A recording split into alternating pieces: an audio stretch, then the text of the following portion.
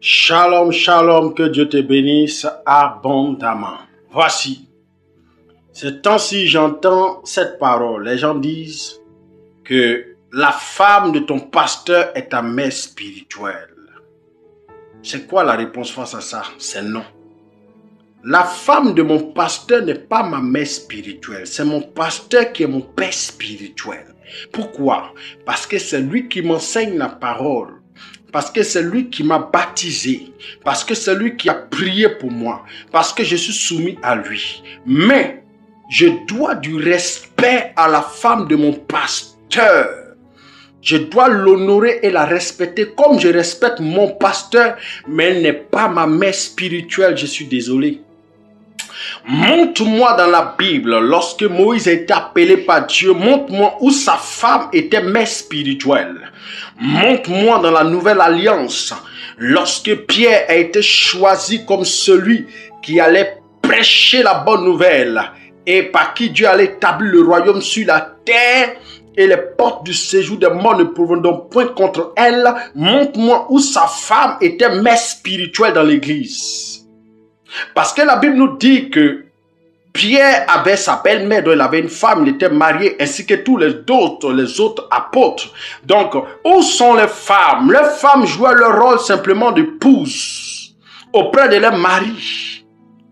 Ce n'est pas parce que tu es président de la République que ta femme est présidente de la République. Non, elle est la première dame à qui on doit respect. Et la femme du président ne peut jamais se permettre de pouvoir venir voter des lois, imposer des lois à la population. Jamais. C'est le président qui joue son rôle de président.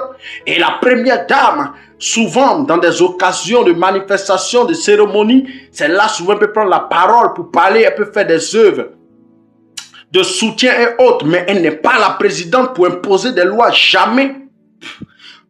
Est-ce que la femme d'un féticheur est féticheuse? Non. Ce n'est pas parce qu'une femme épousait un féticheur qu'elle devient féticheuse. Non, non, non, non, non. J'ai fait du fétichisme pendant des années et je sais de quoi je parle. J'ai consulté des féticheurs béninois et autres, des féticheurs burkinabés. Jamais les femmes sont des féticheuses parce que le mari est féticheur. Non, elles sont juste la femme du féticheur à qui on doit respect et honneur. C'est tout. Ne mélangeons pas les choses. Le ministère, ce n'est pas le foyer. Le ministère, ce n'est pas le foyer. Aujourd'hui, les gens prennent leur foyer pour venir déposer dans le ministère. C'est pourquoi il y a beaucoup de problèmes à l'église. On ne sait même plus où mettre la tête. Que chacun soit à son poste. La femme du pasteur doit soutenir son mari. Elle doit l'influencer dans le privé, dans le secret. Elle lui donne des décisions dans le secret. Et ensuite, le mari peut venir influencer le peuple par les conseils de sa femme. Mais la femme ne vient pas prendre des décisions. Non, jamais. Ce n'est pas biblique, ce n'est pas spirituel. Alléluia. Restons dans la parole. Restons dans la parole.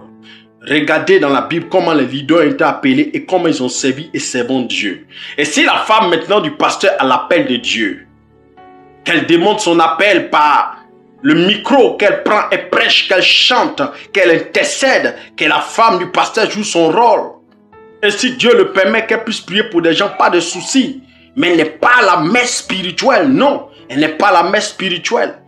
S'il y a un père qui est là, qui est le père spirituel, le pasteur, et ensuite la femme du pasteur qui vient pour l'épauler. Alléluia. Soyons spirituels. Respectons les femmes de pasteur. Je suis pasteur et j'y parle. Ma femme n'est pas mère spirituelle de mes fils spirituels, non. Ma femme joue son rôle en tant que femme au foyer. Ma femme a la capacité de prophétiser, de chasser les démons, guérir les malades. Mais ma femme n'est pas mère spirituelle. Alléluia.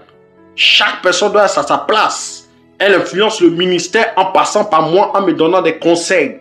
Oui, mais elle ne vient pas comme ça pour prendre des décisions à la chair. Jamais, ça ne se fait pas. Mais seulement que le peuple doit lui donner du respect et l'honorer. C'est tout.